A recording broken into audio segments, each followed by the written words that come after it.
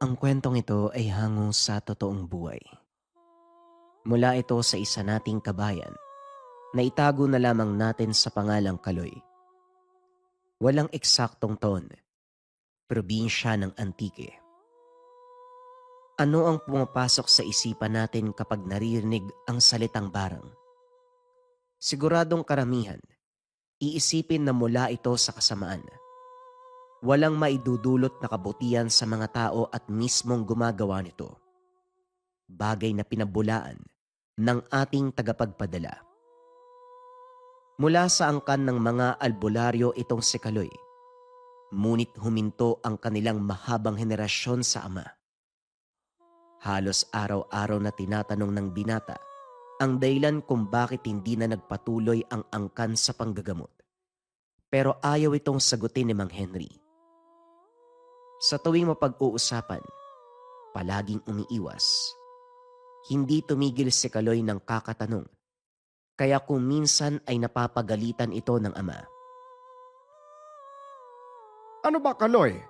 Ilang beses ko bang sasabihin sa'yo na ayokong pinag-uusapan ng tungkol sa Lolo Aurelio mo? Bakit ba kasi ang tigas ng ulo mo? Wika ni Mang Henry. Pasensya na po, tay. Interesado lang po ako sa mga narinig ko kina Tio Makoy. Ang sabi nila, magaling daw na manggagamot si Lolo Tobias. Tugon ni Kaloy. Kung ano man ang narinig mo, wala yung katotohanan. Ako ang kasama ng lolo mo noong nabubuhay pa siya. Hindi ang mga tsuhin mo. Kaya sa akin ka maniwala. Walang may dudulot na kabutihan ang gusto mong malaman. Ang mabuti pa, ituon mo ang pansin sa pag-aaral dahil malapit na ang pagtatapos mo. Pinagbubutihan ko naman po yung pag-aaral, tay. Alam niyo naman po yun pero syempre, gusto ko ring malaman yung tungkol sa pinanggalingan kong pamilya. Sa palagay ko, hindi ka pa handa para doon. Kaya sa ngayon, mas mabuti nang wala kang alam. Pag-uusap ng mag-ama. Hindi na kumibo pa si Kaloy dahil alam niyang magagalit lang si Mang Henry kapag nagpatuloy pa siya sa paungulit. Sa halip, itinuon nito ang pansin sa ibang bagay. Nagpaalam ang binata na pupunta sa mga kaibigan. Habang palabas ng tahanan, nakasalubong nito ang chewing si Makoy. Halos hindi nagkakalayo ang edad nila. Mas bata ito ng 15 taon kaysa sa ama. O Kaloy, saan ang punta mo? Wika ni Mang Makoy.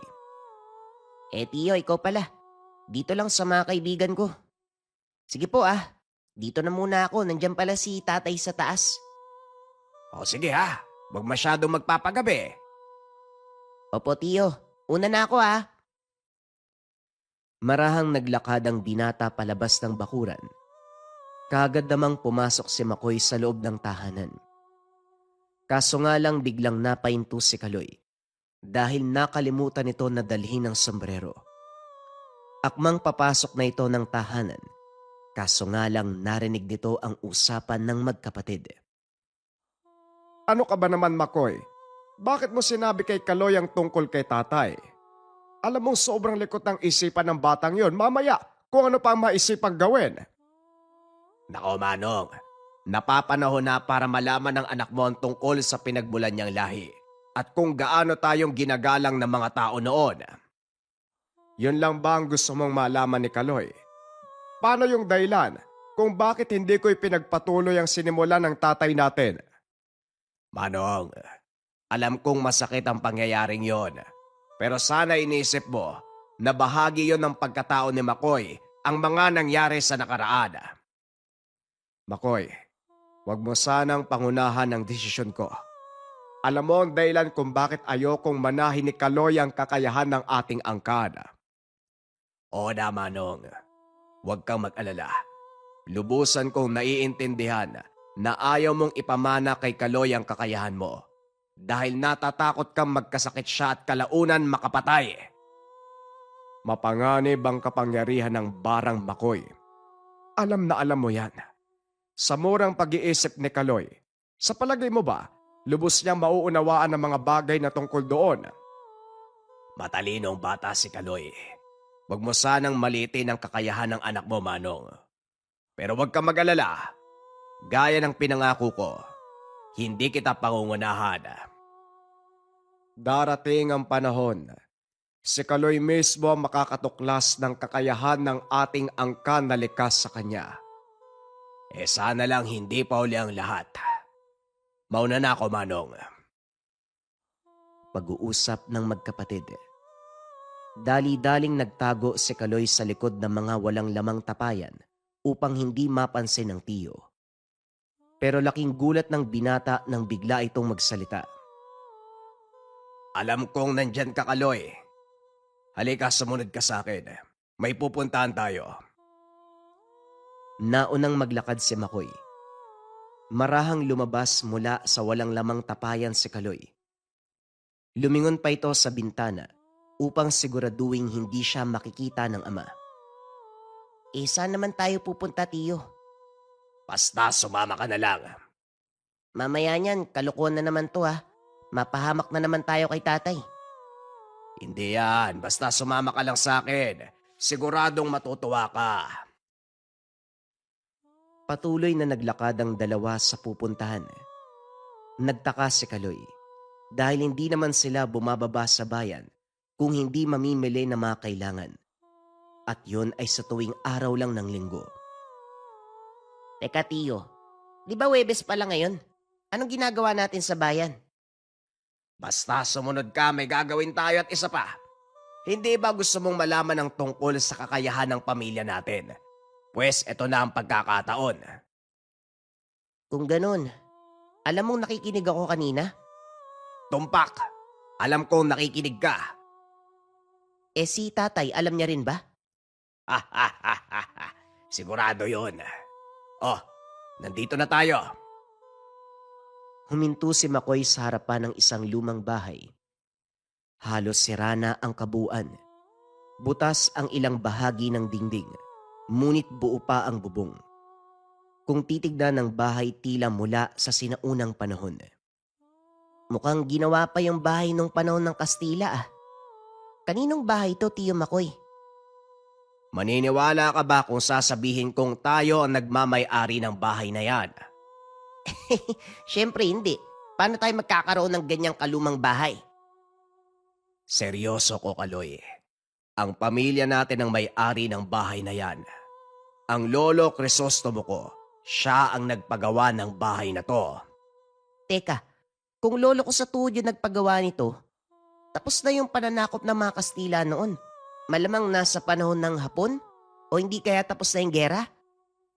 Itinayo ang bahay na ito bago pa nagsimula ang pananakop ng mga dayuhan. Halika, pumasok tayo sa loob. Sigurado ka ba? Baka mamaya mapagalitan tayo niyan ha? Sinong magagalit eh? Tayo nga ay may-ari ng bahay. Halika na. Nasa loob ang gusto mong makita at ang mga sagot sa tanong mo. Walang nagawa si Kaloy. Sumunod na lamang sa gusto ng tiyuhin. Nagulat ang binata dahil taliwas sa panlabas na anyo ng bahay. Buong buo. Napakaganda na mga disenyo sa loob. Buti hindi nila nakaw yung mga antigong gamit dito. Yan ang sekreto ng ating angkan. Talagang walang magtatangkang magnakaw na mga kagamitan dito dahil bawat isa sa mga yan binabantayan ng mga alaga natin. Napansin ni Kaloy ang mga insektong gumagapang sa dingding. Saka pa lamang naalala ang tungkol sa napag-usapan ng tiyuhin at ng ama. Talaga bang marunong kayo mang barang, tiyo? Hindi lang marunong. Ang iyong ama ay biyasa sa larangan ng barang. Kaya niyang puminsala ng 5 tao ng sabay-sabay. Walang manggagamot na kailanman nakatalo sa kanya. Kaso nga lang nung pinanganak ka, tumigil sa pambabarang ang tatay mo. Dahil po sa akin? Oo, Kaloy. Dahil sa'yo. Ayaw ng tatay mo na mabahira ng masamang imahe ang pagkatao mo. Kaya hanggat maaari, inilalayo ka niya sa aral na pinamana ng ating mga ninuno. Pero hindi po ba? Kung marunong kang mambarang, Dapat alam mo din kung paano yun gagamutin. Tama ka. Ang pambabarang ay mayahalin tulad sa lason. Ang pinagkaiba lang, insekto ang ginagamit sa pambabarang. Sa panlalason naman, tigalpo o hindi kaya mga espesyal na pulbos mula sa isang manlalason. Pero syempre, mas malakas pa din ang kapangyarihan ng barang. Mas malakas pa kumpara sa mangkukulam? Higit na mas malakas kaysa sa mangkukulam, Kaloy. Kayang pumatay ng 10 batikang mangkukulam ang isang bagitong mambabarang. Ganong kalakas ang kakayahan natin. Kaya dapat mong ipagmalaki na mula ka sa pamilya ng mga bugaytang mambabarang. Paano ko po ipagmamalaki? Ni ayaw nga ni tatay na pag-aralan ko yung pambabarang. Balang araw mauunawaan din ng tatay mo ang sinasabi ko. Halika, doon tayo sa sala. Nagpunta ang dalawa sa sala at dito pinaliwanag ni Makoy ang lahat sa pamangkin. Sa kabila ng pagbabawal ng nakakatandang kapatid, sa isip nito, kailangang malaman ng binata ang tungkol sa kanilang nakaraan. Ayon kay Makoy, nagsimula ang kanilang angkan sa isang lalaking nagngangalang Salbog. Maraming taon na ang nakakaraan. Naging katuwang ito ng isa sa 10 raha na unang nanirahan sa isla ng Panay. Sa tulong ni Salbog, nagawa nilang itayo ang isang matatag na pamayanan. Maraming dayuhan ang sumubok na sakupin ang kapuluan. Ngunit nabigo ang mga ito dahil hindi nila kayang labanan ang kapangyarihang taglay ni Salbog. Sa paglipas ng panahon, nagkaroon ito ng 2 mag-aaral, isang lalaki at isang babae. Sinasabing ang 2 ito ang naging magkabilang anyo ng kaalaman ng barang. Ang lalaki ay mahusay sa panggagamot, gamit ang mga insekto. At ang babae naman, magaling maminsala, pagpatay, gamit din ang insekto. Sa tulong nilang 2, unti-unting lumaganap ang ganitong kaalaman, kalaunan mula sa 2 unang estudyante na isilang ang angkan nila Kaloy. Yan ang totoong kwento ng ating pamilya, Kaloy. Kaya dapat mo itong ipagmalaki. Anong dapat ipagmalaki, Makoy? Hindi ka talaga marunong makinig. Ilang beses ko bang sasabihin sa'yo na wag mo kong pangungunahan? Nagulat ang 2. Biglang pumasok si Mang Henry. Ang buong akala ni Kaloy, magagalit ito sa tiyuhin. Tay, wag na po kayo magalit. Hindi po kasalanan ni Tiyo Makoy. Ako po yung pumilit sa kanya na sabihin yung lahat ng tungkol sa angka natin. Alam ko, pero hindi yan ang pinunta ko dito. Makoy, magbadali ka. May mga nangangailangan ng tulong natin. Tulong? Anong klaseng tulong ang ibibigay natin, Manong? Ano pa ba ang kaya mong ibigay, kundi ang kaalaman mo? Mamaya ka na magtanong. Ikaw naman, Kaloy, mag-uusap tayo mamaya. Pero ngayon, sumama ka muna sa amin. Delikado kung may iwan ka sa bahay na mag-isa. Bakit po, tay? Anong meron? Mamaya ka na magtanong. Dalian nyo. May mga nag-aantay sa atin. Dali-daling umalis ang 3 sa lugar. Nagpunta ang mga ito sa isang pagamutan na nasa sentro ng bayan. Laking gulat ni Kaloy dahil ang lahat ng mga taong naroon parang tinadtad ng bulutong ang katawan. Ang ilan sa mga ito ay binawian na ng buhay. Tay, hindi ba nakakahawang sakit yung dumapo sa kanila? Bakit tayo nandito? Hindi, Kaloy. Ang may gawa ng lahat ng ito ay isang mambabarang. Tignan mong mabuti ang sugat. Bagyang nilapitan ni Kaloy ang isa sa mga pasyente. Nanlaki mga mata. Nakita niyang may kung anong insekto na lumalabas mula sa sugat. Saan nanggaling yung mga uod na yan, tay? Itinanim ito sa katawan ng pasyente. Bakoy, tignan mo ang mga naroon sa gawing yon. Kailangan maisalba natin silang lahat. Maliwanag, Manong. Kaloy, sumama ka sa tatay mo. Tay, paano po matutulungan ng mga yan?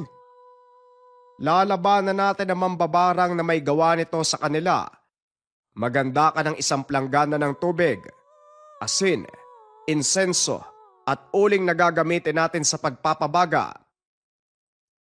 Dali-daling sumunod si Kaloy. Bagaman nababahala, kahit papano masaya ito. Dahil sa wakas, makikita niya na kung paanong gumalaw ang ama bilang mambabarang. Paano niyo po sila gagamutin, Tay? Sa pamamagitan ng barang Kaloy, gagamit ako ng mga insekto upang puksain ang mga nilagay na mambabarang sa katawan ng mga pasyente. Manood ka kung paano kong gagawin ang sinasabi ko. Naupo si Kaloy sa tabi ng ama habang pinagmamasdan ang ginagawang ritual. Ilang sandali pa, may mga insektong dumapo sa kamay nito. Isa-isa niyang inilagay sa mga pasyente. Hinayaang mausukan ng insenso ang buong silid. Maya-maya ay naglabasan na ang napakaraming insekto sa katawan ng mga pasyente. Halos mapuno ang salamin ng bintana dahil sa dami ng mga ito. Hindi naman pala ganong kalakas sa mambabarang na ito. Pero humanda ka dahil hindi kita papalampasin. May kung anong hinagi si Mang Henry sa pausok na naging sanhi ng kamatayan ng mga insekto. Tay, ano po yung nilagay niyo sa baga? At saka ba't ang bango? Yan ay isang uri ng langis na mula sa bulaklak ng ilang-ilang. Ang katas nito, mabisang pamatay sa mga insektong ginagamit na mamambabarang. Pero kung pangkaraniwang insekto lang, walang epekto ang langis na ito. Maya-maya pa pumasok sa silid si Makoy. Nagawa niyang talunin ang mga insekto sa kabilang bahagi ng ospital. Ang nakakalungkot pa, maging ang mga doktor at nurse, naapektuhan ng gawa ng mambabarang. Wala kang dapat alalahanin. Ligtas na ang mga taong yan. Ang kailangan na lang nating gawin, hanapin ang mambabarang na may gawa nito. Paano natin mahanap? Patay na ang lahat ng mga insekto na ginamit ng mambabarang. May isa kong nailigtas. Papakawalan natin siya. Mamaya pag-uwi sa tahanan at papasundan sa mga alaga ko. Ang akala ko, hindi mo nagagamitin ang kakayahan mo kailanman. Anong nangyari? Bakit biglang nagbago ang ihip ng hangin? Napag-isip-isip ko ang mga sinabi mo. Siguro nga mali ako nang naging desisyon na tapusin ang ating henerasyon. Lalo ngayon, napagtanto ko na may mga sakit na kailanman hindi malulunasan ng modernong medisina. Pag-uusap ng dalawa habang pinagmamasdan ang mga doktor. Tignan mo mga doktor na ito.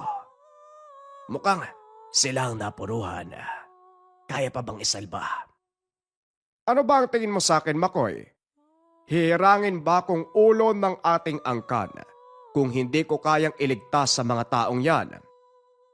Manong, alam mong hindi sila naniniwala sa mga ganitong bagay. Ikaw na rin ang nagsabi, mahirap gamutin ang taong walang pananampalataya. Alam ko, pero tignan mo ang kalagayan nila. Hindi pa ba sapat na pruweba ang nangyari sa kanila para hindi maniwala? Sige na, mauna na kayo ni Kaloy. Siguraduhin mo na walang gagawing kalokohan ng batang yan. Ako na pong bahala, Manong. Mag-iingat kayo dito. Babalitaan kita mamaya kapag nakabalik na ang mga... Hindi na naituloy ni Makoy ang sasabihin. Biglang napasigaw ang isa sa mga pasyente. Anong nangyari? Akala ko nagamot natin silang lahat. Hindi ko rin alam, Manong. Teka, titignan ko. Dali-daling tumakbo si Makoy papunta sa nagwawalang pasyente. Napagtanto na sinasaniban ng kung anong elemento ang pasyente. Ano pong nangyayari sa kanya, Tiyo? Sinasaniban siya. Kaya hanggat maaari huwag kang lalapit sa taong yan. Biglang nakaramdam ng takot si Kaloy. Lalo pa nang makita nito. Namimilipit ang katawan ng lalaki. Hindi makapaniwala ang binata na masasaksiyan ang bagay na ito. Hinawakan ni Makoy ang sinasapian. idinikit sa dingding habang nag-uusal ng mga dasal. Maya-maya kumalma ang lalaki at napaupo. Kung sino ka mang nasa katawan ng taong ito, magsalita ka. Sabihin mo sa akin kung ano ang pakay mo. Pakay? Ano nga ba ang pakay ng isang mambabarang sa mga tao? Kung ganon, ikaw ang may gawa ng lahat ng ito. Tama ka. Ako ang may gawa nito. Pero hindi ko inaasahang kagad kayong tutugon. Siguradong magiging magandang laban to. Sa wakas, nakaharap ko din ang isa sa mga kalahi ng estudyante ni Salbog. Sino ka? Sabihin mo sa akin ang pangalan mo. Bakit ko naman gagawin yun? Hindi ba mahusay kayong manggamot? Bakit hindi yung matukoy kung sino ko? Habang nag-uusap ang dalawa, marahang lumapit si Henry. Huwag kang mag-alala. Ilang sandali na lang. Magkakaharap din tayo ng personal. Sisiguraduhin ko na hindi ka na muling makakapaminsala. Henry, pinapatawa mo ba ako? Anong magagawa ng isang mambabarang nalimot na ang kakayahan? Marami. Mag-antay ka lang. Hindi magtatagal. Malalaman mo ang magagawa ng isang sinaunang mambabarang.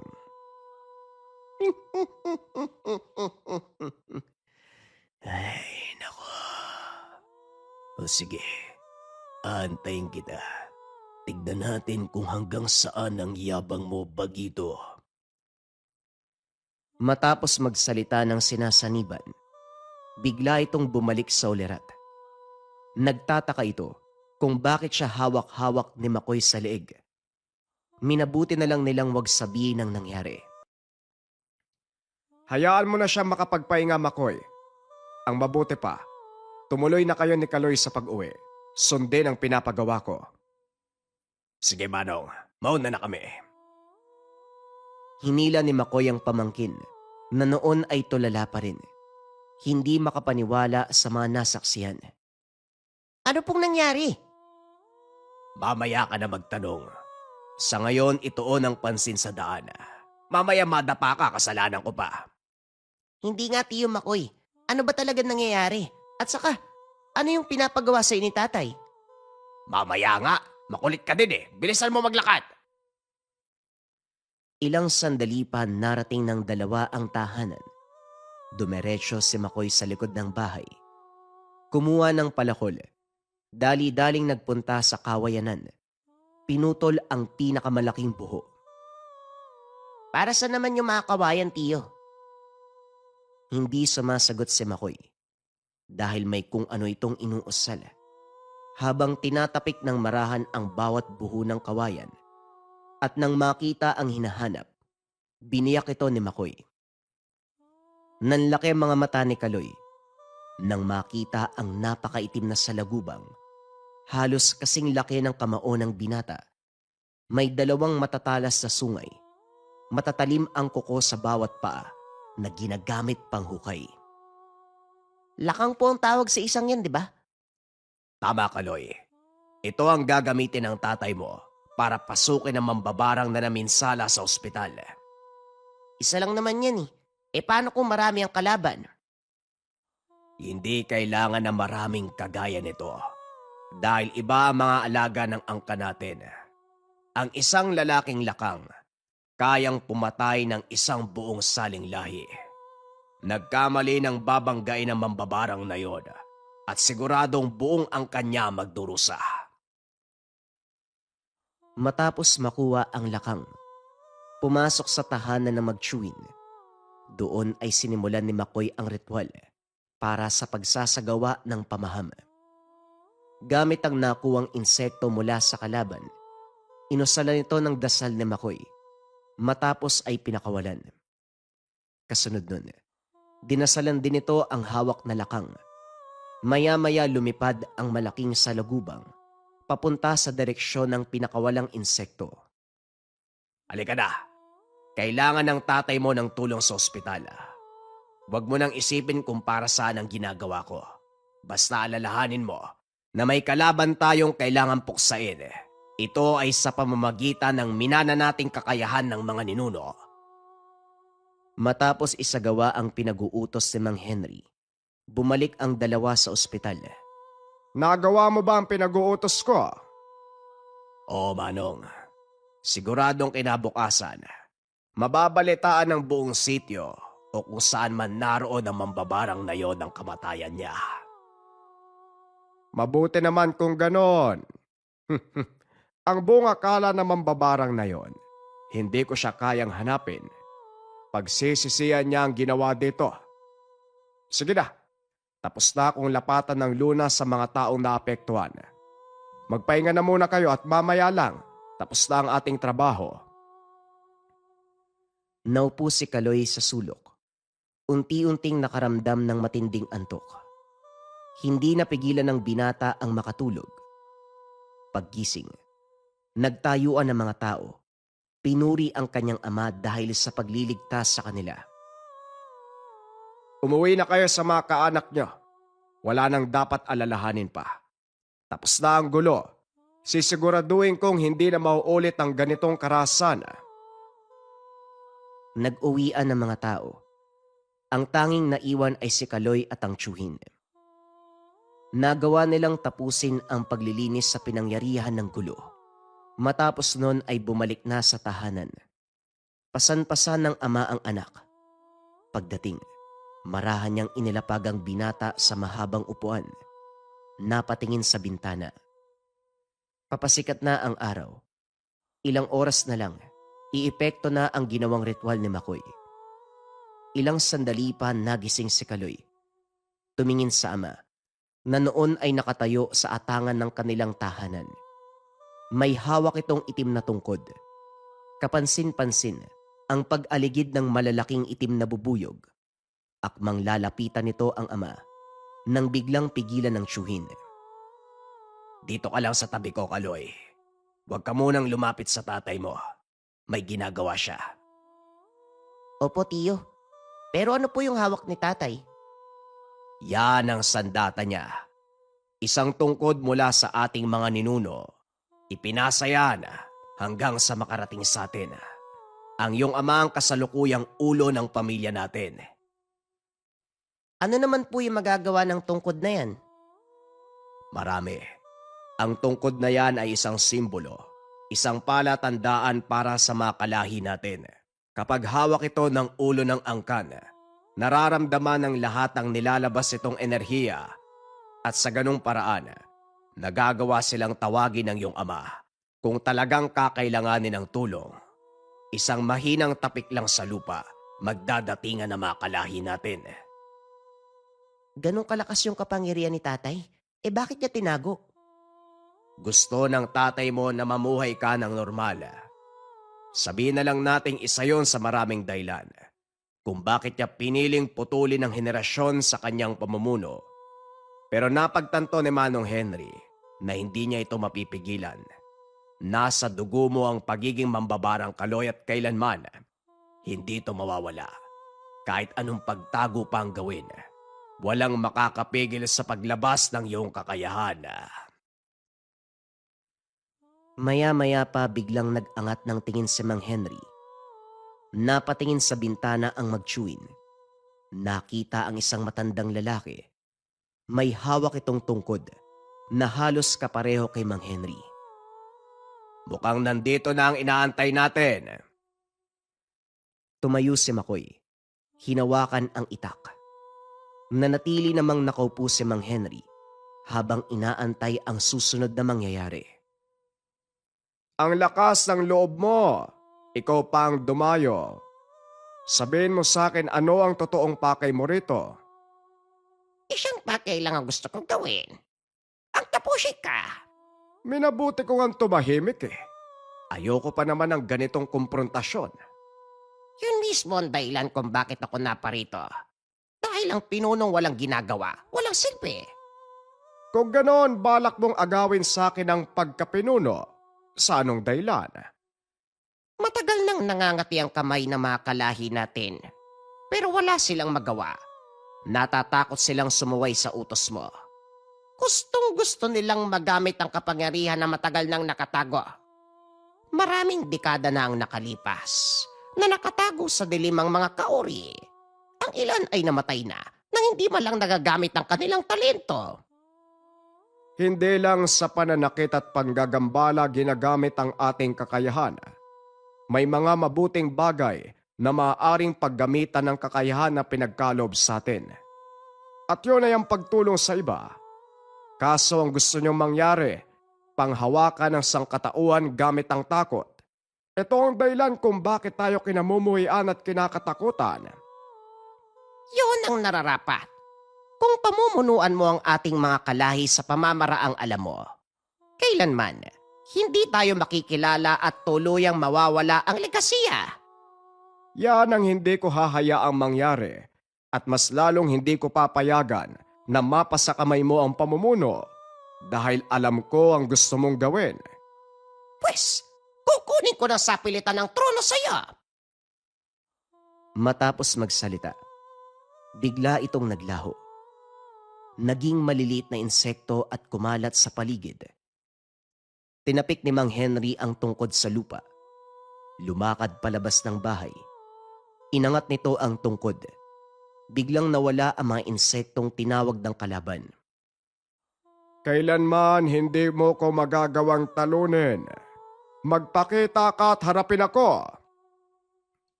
Muling nagpakita ang matanda. Direktang inatake si Mang Henry. Nagawa nitong sanggain ng atake. Gumanti. Hindi nagawa ng kalaban na ilagan dahil nagmula ang atake sa lahat ng direksyon. Pumasok ang mga insekto sa katawan ng matanda at nang humupa ang mga insekto, naiwan ito na walang buhay. Nang wala ng panganib, dali-daling lumabas si Makoy at Kaloy. Wala naman palang binatbatang matandang yun eh. Ang lakas pang loob na sumugod. Hindi pa tapos ang labang ito, Makoy. Nagawa ko siyang talunin dahil sa laka na itinanim mo sa kanya. Pero alam ko mahina na mambabarang na yon. May mas malakas pa sa kanya at yon ang kailangan nating pagandaan. Sa mga sandaling ito, nakarating na sa kanila ang mensahe. Naunawaan ko, Manong. Ano ang susunod na plano? Napatingin si Mang Henry kay Kaloy. Muling nagsalita. Hindi na ako ang dapat mong tanungin, Makoy, kundi ang pamangkin mo. Dekada uli ang bibilangin bago sila muling manalasa. At sa pagkakataong yon, siguradong mahina na ako. Kaya kailangan mong ihanda si Kaloy. Nang sa ganon, magampanan niya ng maayos ang pagiging pinuno. Hindi na nakapagsalita si Kaloy dahil ito ang matagal ng pangarap. Ang lubusang makilala ang angkang pinagmulan. Ngunit higit pa sa pagkilala ang natamo, nalaman niya, siya ang magiging ulo ng angkan.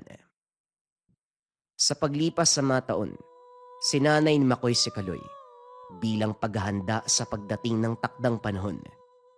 Dito naunawaan ng binata na ang pambabarang ay hindi lang ginawa upang manakit. May kakayahan din sa panggagamot.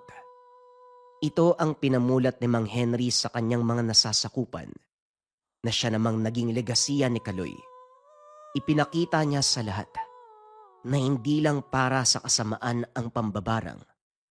Kapag ito ay nagamit sa tama, ito ay makakatulong para sa kabutihan ng kapwa. Pwa. Pwa. Pwa. Pwa.